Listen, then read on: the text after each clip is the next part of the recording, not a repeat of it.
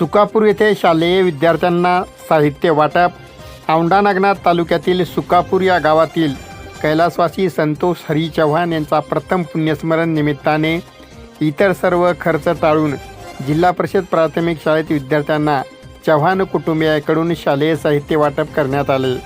प्रथमतः कैलासवासी संतोष हरी चव्हाण यांच्या प्रतिमेस पुष्पहार अर्पण करून श्रद्धांजली वाहण्यात आली. त्यानंतर उपस्थितांनी मार्गदर्शन केले. त्यानंतर 120 विद्यार्थ्यांना शालेय साहित्य वाटप करण्यात आले.